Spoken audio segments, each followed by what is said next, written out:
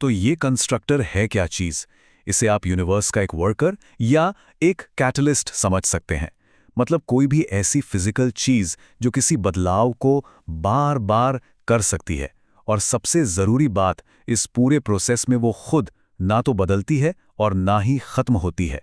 उसकी यही पहचान है कि उसे बार बार इस्तेमाल किया जा सकता है। चलिए इसे और आसान बनाते हैं कुछ एग्जाम्पल से।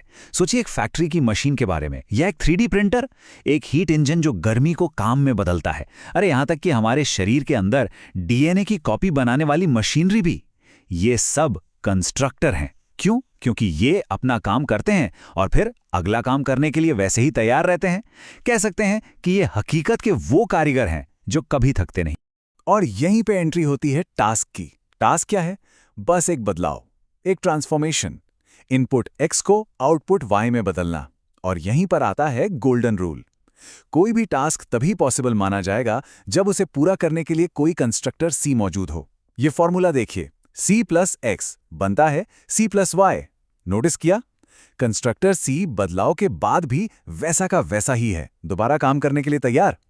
और अगर फिजिक्स के नियम ऐसा कोई कंस्ट्रक्टर बनाने की इजाजत ही नहीं देते, तो वो टास्क फंडामेंटली, मतलब बुनियादी तौर पे इम्पॉसिबल है। ओके, तो अब हम कंस्ट्रक्टर और टास्क, इन दो सिंपल आइडियाज को समझ गए हैं।